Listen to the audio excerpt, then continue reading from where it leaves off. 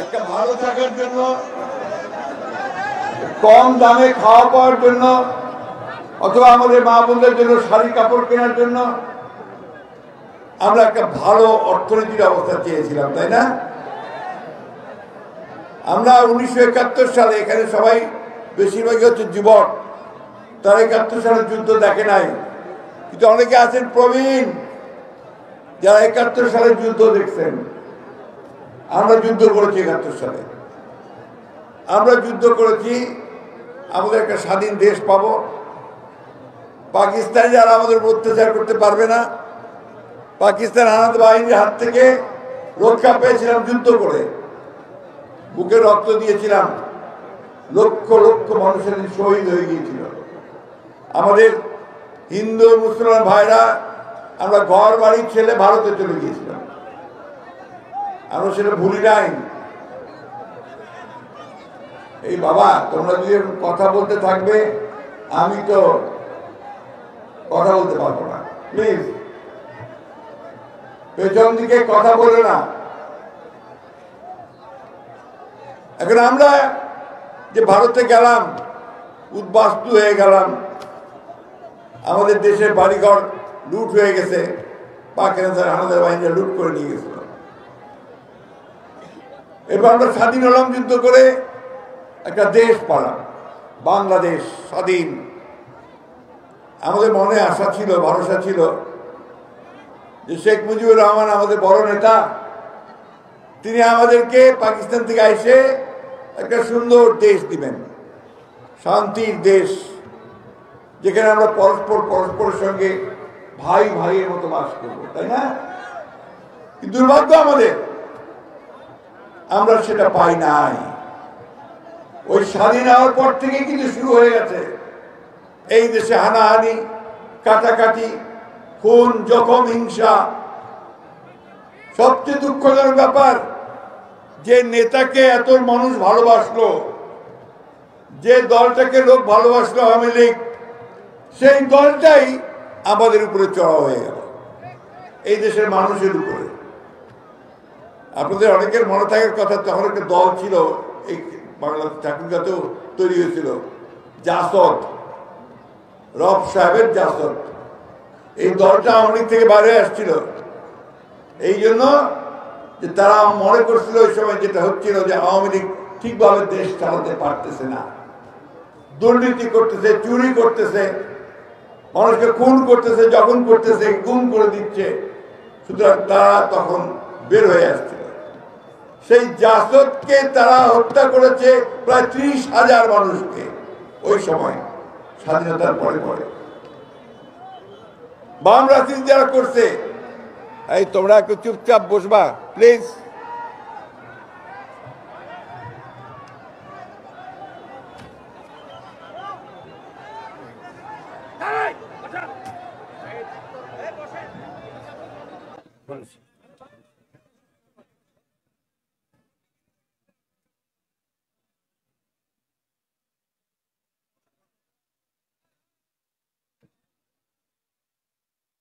আমরা সেই বাংলাদেশটা পাই নাই যে আমরা চেয়েছিলাম আমরা 1971 সালে যুদ্ধ করতে গিয়ে। তো সেই সময় যুদ্ধের যে ঘোষণা তিনি দিয়েছিলেন, আপনাদের মনে থাকার কথা, পুরানা লোক যারা আছেন, সেই ঘোষণা কিন্তু কোনো রাজনৈতিক দল দেয় নাই, কোনো রাজনৈতিক ব্যক্তিও দেয় নাই। ঘোষণা দিয়েছিলেন শহীদ প্রেসিডেন্ট জিয়াউর রহমান। এই জন্য আমরা বলি যে স্বাধীনতার ঘোষক জিয়াউর রহমান ঘোষণা দিয়েছিলেন। সেই জিয়াউর রহমান যখন দায়িত্ব নিলেন, সেই জিয়াউর রহমান দায়িত্ব নেওয়ার পরে তিনি দেশে ওই বহুদলীয় গণতন্ত্র ফিরে নিয়ে আসছিলেন। তার আগে শেখ মুজিব কিন্তু সব রাজনৈতিক দলকে বন্ধ করে দিয়েছে, নিষিদ্ধ। মাত্র একটা দল থাকবে, বাকশাল। এই যে আমার সামনে এত সাংবাদিক ভাইরা আছেন, তখন সমস্ত সংবাদপত্র বন্ধ করে দিয়েছিল।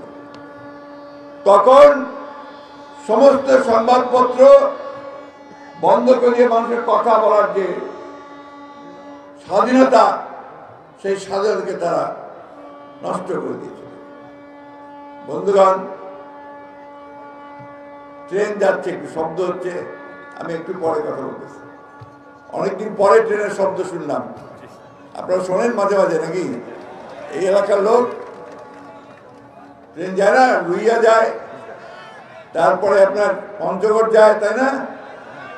আমরাও চাচ্ছি এখানে আরো ট্রেন চলুক, এই এলাকার মানুষ আরো ভালোভাবে যাতায়াত করার সুযোগ পাক, এটা আমরা চাই, তাই না? বন্ধুগণ, সেই স্বাধীনতা যখন পেলাম, সেটাও আপনার 1981 সালে এরশাদ সাহেব এটাকে জোর করে ক্ষমতা নিয়ে নিলেন, নিয়ে আবারও আমাদের অত্যাচার নির্যাতন শুরু করলেন। আমি কথাগুলো বলছি কারণ হচ্ছে কি, আমাদের ইতিহাসটা জানা দরকার, অতীতটা জানা দরকার। রাতারাতি কিছু হয়ে যায়নি, দীর্ঘকাল, দীর্ঘ বছর ধরে আমরা এখানে লড়াই করেছি, সংগ্রাম করেছি। 50 বছর ধরে আমরা এই দেশে একটা গণতান্ত্রিক দেশ, শান্তির দেশ, ভালোবাসার দেশ, উন্নয়নের দেশ করার জন্য আমরা সংগ্রাম করছি, লড়াই করছি। দুর্ভাগ্য আমাদের আওয়ামী লীগের হাতে যখন দ্বিতীয়বার ক্ষমতা আসলো 2008 সালে 9 সালে, তারপর আবার শুরু হলো অত্যাচার, নির্যাতন, নিপীড়ন। এবারে একটু কায়দাটা। সরাসরি যুক্ত ছিলাম ঠাকুরগাঁওয়ে, দেখছেন আন্তর্জাতিক সময়, সঙ্গেই থাকুন। নিউ সানসিল্ক ব্ল্যাক শাইনে আছে ভিটামিন ই ও আমলা, যা তোমাকে দেয়। গণতন্ত্রের একটা ফাসাদ থাকলো, ছদ্মবেশে শুরু হলো আবার সেই বাকশালী একদলীয় ব্যবস্থা করার জন্য। এক এক করে আমাদের যে কেয়ারটেকার গভর্নমেন্ট একটা ছিল না, মনে আছে আপনাদের? ভোটের সময় একটা নিরপেক্ষ সরকার থাকবে, ফলে আমরা সবাই ভোট দিতে পারবো, এমন ছিল না? আমরা 3 বার এটাতে ভোট দিয়েছি, খুব ভালো ফলাফল পাইছি আমরা। দুঃখের কথা, আওয়ামী লীগ আসার পরে 2012 সালে সেই ব্যবস্থাটা বাদ দিয়ে দিল। ব্যবস্থা কি করলো? যে দলীয় সরকারের অধীনে নির্বাচন হবে, অর্থাৎ আওয়ামী লীগ ক্ষমতায় থাকবে আর নির্বাচন হবে, ভোট হবে। এখন শিয়াল যদি আপনার মুরগির খাঁচার মধ্যে ঢুকায় দেন, তাই তো করছে। আওয়ামী লীগ ঢুকছে আর কাউকে ভোট দিতে দেয় নাই, একাই সে রাজা হয়ে গেছে, তাই না? এবং আমরা 3 বার ভোট দিতে পারি নাই। আর আমাদের ছেলেরা তো ভোট দিয়ে দিয়েছে, এখনো জানে না। ইয়াং ছেলে যারা আছে, ভোট দিয়েছ? ভোট দিতে পারছো? গত 15 বছর ভোট দিছ? ভোট হয়েছে, কিন্তু 3 বার ভোট হয়েছে। আমাদের আওয়ামী লীগের ভাইরা তারা ভোটটা নিয়েছে, বলে দিয়েছে তোরা আসিবার দরকার নাই, তুই দিয়ে দিল। ও স্লোগান ছিল তখন, আমার ভোট আমি দেব, তোমার ভোটও আমি দেব। ওইভাবে খালি সিল মারিছে আর আপনার নৌকা ঘোষণা করে দিচ্ছে, তাই না? এমনকি আপনাদের চেয়ারম্যান মেম্বার ইলেকশনও তাই হয়েছে। এই যে ভোট ব্যবস্থা শেষ করে দিল, মানুষ আর পছন্দ মতো ভোট দিতে পারলো না, এটা আওয়ামী লীগ সরকার করছে। এটা হলো একটা দিক, আমার ভোটের অধিকার কেড়ে নিল। দ্বিতীয় দিক কি? এই যে সাংবাদিক ভাইরা আছে, এখন তো দেখেন কতগুলা চ্যানেল, টিভি চ্যানেল নিচ্ছে, দেখেছেন না? ওইরকম আমরা পত্রিকা অনেক, এই যে অনলাইন সব দাঁড়া গেছে। কিন্তু এরা কিন্তু তখন যা মনে করতো তা লিখতে পারতো না, যা সত্য তা লিখতে পারতো না। ওই আমার রমেশ বাবু যা কইবে ওইটাই শুনিবা হবে, ওইটাই লিখিবা হবে। হাসিনা যা কইবে ওইটাই লিখিবা হবে, ওইটাই তো বলিবা হবে, তাই না? এই একটা অবস্থা তারা তৈরি করছিল। আর আমরা যা বলবো সেই কথা ছাপানো যাবে না, সেই কথা বলা যাবে না, সেই কথা টিভিতে দেখানো যাবে না। এই করে আইনও তৈরি করলো যে ডিজিটাল সিকিউরিটি অ্যাক্ট। আমি কথাগুলো আপনাদের বলছি, একটু বোঝা দরকার ভাই। এখন একটা দাবি উঠছে না যে আমরা একাই সব করে ফেলছি, আর আমরা 15 বছর ধরে আমরা মার খেলাম, মামলা খেলাম, আপনার গায়েবী মামলা হলো, আমাদের বিরুদ্ধে মামলা কোর্ট, এখনো আমাদের বহু ভাইকে আদালতে যেতে হয়, কোর্টে যেতে হয় না? কি চিরারঙের ভাইয়ের লোকেরা আছেন? হ্যাঁ, যাওয়া আছে না? কোর্টের যাওয়া আছে না? আছে না? নাই কয়েন না কেন? যাওয়া হয়েছে। বন্ধুগণ, আপনারা শুধু না, আমাদের এই ঠাকুরগাঁতে, এই ঠাকুরগাঁ সদরে 60,000 আসামি, 100-এর উপরে মামলা, আর 100-এর উপরে মামলা। আর আমার সারা দেশে 60 লক্ষ মানুষের বিরুদ্ধে মামলা দিয়েছে আওয়ামী লীগ। 60 লক্ষ, 700 মানুষকে গুম করে দিছে। এই যে আমার মা বোনের এখন আছে, এরা আওয়ামী লীগ বিভিন্ন জায়গা থেকে স্বামীকে তুলে নিয়ে গেছে, ছেলেকে তুলে নিয়ে গেছে, বাবাকে তুলে নিয়ে গেছে। এই 12 বছর 13 বছর তারা জানে না এখনো যে তারা কোথায় আছে, মরে গেছে না বেঁচে আছে না কি হয়েছে। ফলাকে মিলাদ করবে, সে মিলাদও করতে পারে না। এই অবস্থা আমি তৈরি করছি। আয়না ঘর তৈরি করছিল, আয়না ঘর। আয়না ঘর কি জানেন?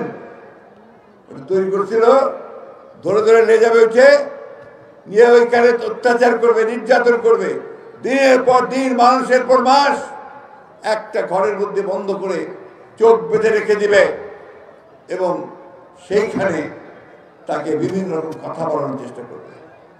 7 বছর, 8 বছর, 9 বছর, 10 বছর, 12 বছর একটা লোককে ওই ঘরের মধ্যে আটকায় রাখলো।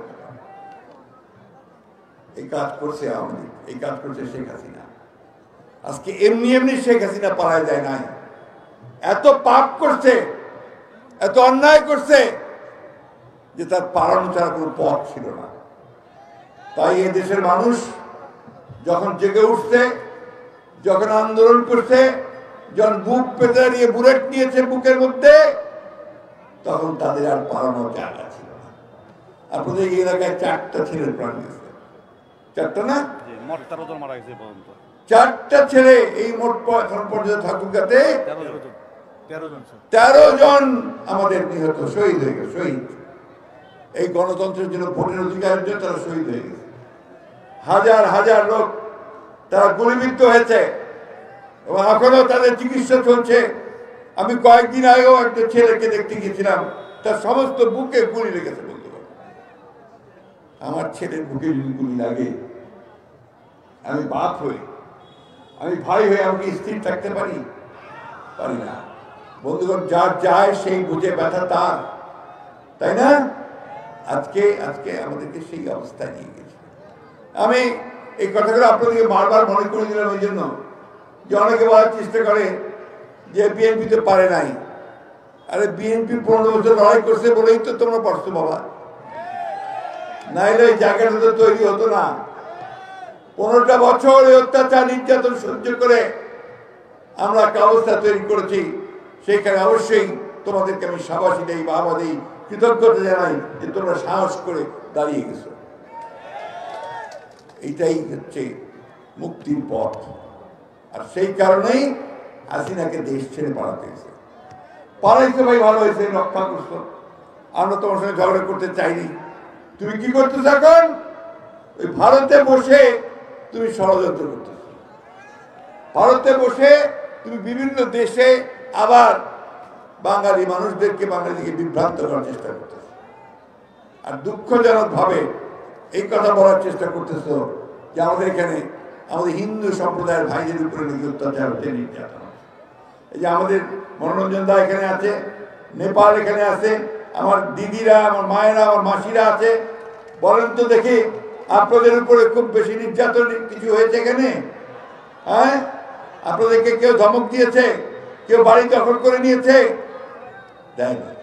এটাই হচ্ছে বাস্তবতা। কিন্তু এইটাকে এই লোকেরা এমন কথা বলে, এমনভাবে মিথ্যা কথা বলার চেষ্টা করছে। এই ছেলেরা বসো, বসো, সামনে সব বসো, বসো।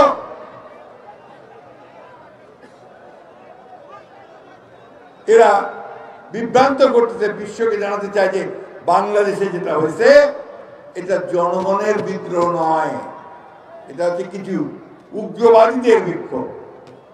এটা আমাদের বিক্ষোভ ছিল না, আমাদের বিদ্রোহ ছিল না, আপনার বিদ্রোহ ছিল না। আপনি দাঁড়ান নাই রাস্তায়, সেদিন বেড়ে আসেননি এই ঠাকুরগাঁ মাঠে, আপনারা সেদিন গুলির মোকাবেলা করেন নাই। এই ছেলেরা করে নাই, কথা বলো না কেন? হ্যাঁ, কথা জোরে বলবা, স্লোগান দিবা জোরে, তাহলে বুকে বল আসবে। বুঝতে পারছো? আমি কথা বাড়াবো না ভাই। আমরা 53 বছর আগে স্বাধীন হয়েছি।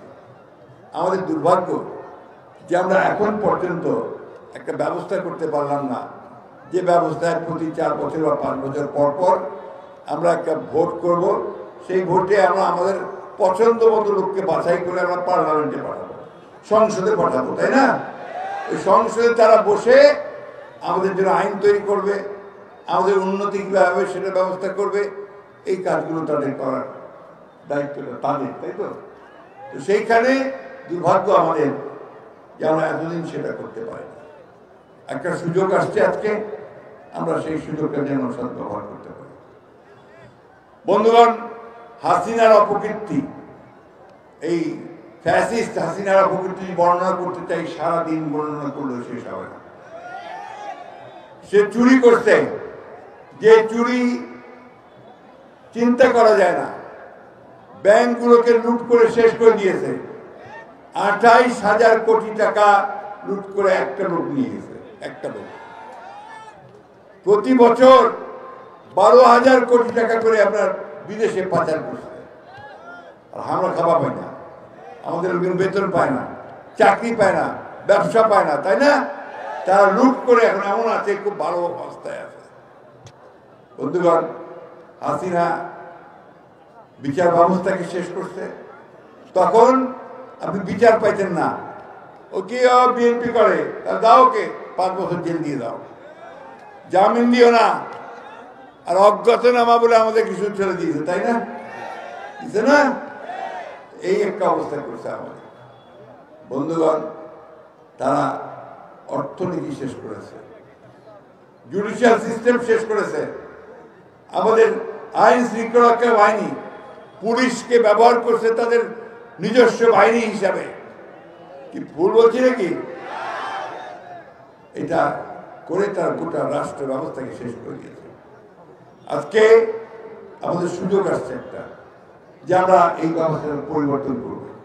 এটা আমরা আগেই চিন্তা করছিলাম, যে জন্য আমাদের নেত্রী দেশনেত্রী বেগম খালেদা জিয়া, যিনি ভিকটিম, 6 বছর জেলে ছিলেন, এই হাসিনা থেকে 6 বছর জেলে কাটিয়েছে। এবং যে জেলে যিনি ছিলেন সেটা মানুষ থাকতে পারে না। তার জেলের কারাগারের ঘরের মধ্যে ইন্দুর দৌড়াতো, নোংরা স্যাঁতস্যাঁতে ঘর, সেই ঘরের মধ্যে তাকে দেখা হয়েছে 2 বছর। অনেকে সন্দেহ করে যে তাকে আপনার ধীরে ধীরে বিষ খাওয়ানো হয়েছিল, যে কারণে তার শরীর এত খারাপ হয়ে গেছে। আল্লাহর অশেষ রহমত, তিনি বেরোয় আসতে পারছেন এবং এখন একটা চিকিৎসার সুযোগ তিনি পাবেন। আমাদের নেতা তারেক রহমান, তাকে মিথ্যা মামলা দিয়ে, তাকে খুনের হত্যার বিভিন্ন আসামি করে, তাকে দেশ থেকে নির্বাসিত করে বিদেশে পাঠিয়ে দিয়েছিল। আমাদের বিরুদ্ধে অসংখ্য মামলা, আমার একার বিরুদ্ধে 111টা মামলা ছিল। কয়েন দেখি 1-2টা মামলা হলে আমার কি অবস্থা হয়, যদি 111টা মামলা হয় আমরা আর বাজিবা পারি? ওইটা আমার অবস্থা করেছিল। আমি 11 বার জেলে গেছি, 11 বার। আমার তো এরকম যাওয়ার কথা না। আমি তো চুরি করি নাই, ব্যাংক লুট করি নাই, কাউকে মারিও নাই, কাউকে খুনও করি নাই। কেন? বিএনপি করবো, বিএনপি করি অপরাধ। বন্ধুগণ, আজকে সেই অবস্থার অবসান হয়েছে, শেষ হয়েছে। এখন একটা নতুন বাংলাদেশ আমরা তৈরি করতে চাই। আমাদের নেতা তারেক রহমান সাহেব বলেছেন, ওই যে ম্যাডাম 2012-16 সালে একটা ভিশন 2030 বলে একটা সংস্কারের রূপরেখা দিয়েছিলেন, ভিশন 2030। এখানে তিনি বলেছিলেন, আজকে যে বিষয়গুলো নিয়ে তর্ক বিতর্ক হচ্ছে, তখনই তিনি বলেছিলেন যে আমাদের প্রধানমন্ত্রী এবং রাষ্ট্রপতির ক্ষমতার ভারসাম্য রক্ষা করতে হবে। দুইজনের ক্ষমতার মধ্যে একটা ভারসাম্য আনতে হবে। তখনই তিনি বলেছিলেন আমাদের পার্লামেন্টে একটা, পার্লামেন্ট যদি 2টা হয়, 2 কক্ষ হয়, অর্থাৎ আরেকটা উপরে যদি থাকে, তার একটা চেক এন্ড ব্যালেন্স হবে, দ্বিকক্ষ বিশিষ্ট পার্লামেন্ট। তিনি তখনই বলেছিলেন। তিনি তখনই বলেছিলেন যে কমিশন আনতে হবে, জুডিশিয়াল কমিশন। সেই কমিশনগুলো তখন তিনি বলেছিলেন। পরবর্তীকালে আমাদের নেতা জনাব তারেক রহমান সাহেব তিনি এই 2022 সালে 31 দফা দিলেন, তাই না? এটা আমরা একাডেমি সমস্ত রাজনৈতিক দলগুলো একসাথে থেকে, এই তোমাদেরকে অসুবিধা হচ্ছে বাবা, সমস্যা কি? এই যে ভাই আপনারা বসেন বসেন আর কথা বলে না প্লিজ, ছাত্ররা কথা বলে না। এই যে 18 সালে উনি দিলেন 31 দফা, সে 31 দফা কিন্তু আজকে যে সংস্কার নিয়ে কথা হচ্ছে, শুধু আপনারা শুনতেছেন না? সংস্কার সংস্কার সংস্কার, টেলিভিশনে শুনতেছেন, বুঝিও পারেন সংস্কার কি জিনিস? পারেন নাকি কখন? না বলতে হবে আমাকে, সংস্কার বুঝেন? মহা বুঝু না। এইটুক বুঝি যে আমার একটু পরিবর্তন লাগবে। পরিবর্তনটা কি? আমার ভোটটা আমি নিজে দিতে পারি, ওইটা নিশ্চিত করতে হবে। আর পার্লামেন্টে যেন আমার কথাগুলো নিয়ে পার্লামেন্টে যেন আলাপ হয়। এই যে অন্যায়, অত্যাচার, নির্যাতন, জিনিসপত্রের দাম বাড়েছে, কত সিন্ডিকেট, সিন্ডিকেট কি আমরা তাও বুঝি না। এটা বুঝি যে আমার জিনিসের দাম আমার কৃষক ভাইরা পায় না, আর ঢাকায় ডবল দাম দিয়ে কিনতে হয়।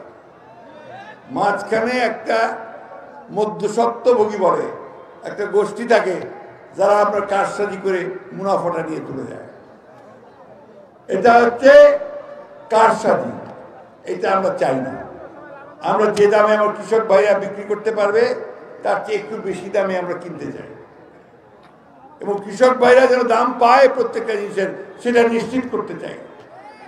আমার শ্রমিক, এই যে আপনার গার্মেন্টস শিল্পের যে শ্রমিকরা, বেশিরভাগই মেয়েরা যারা কাজ করে, তারা যেন তাদের ন্যায্য মজুরি পায়। দিন রাত পরিশ্রম করে ওই 10,000 টাকা বেতন, 12,000 টাকা বেতন ওদের চলে না, কেন মানুষের চলতে পারে না, এটাকে তারা বাড়াই চায়। আমরা দিনের শেষে একটু শান্তিতে ঘুমাতে চাই, এই জিনিসটা আমাকে করতে হবে। ভাই একটা কথা বলি আপনাদেরকে, আপনারা কি সত্যি সত্যি পরিবর্তন চান, নাকি আবার ওই আওয়ামী লীগের নৌকাতে ফিরে যেতে চান? চান নাকি? তাহলে কিন্তু ওই যেমন 5ই আগস্ট সবাই মিলে রাস্তায় নামছিলেন, তাহলে আবারও সেই মতো ঐক্যবদ্ধ হয়ে রাস্তায় নামতে হবে।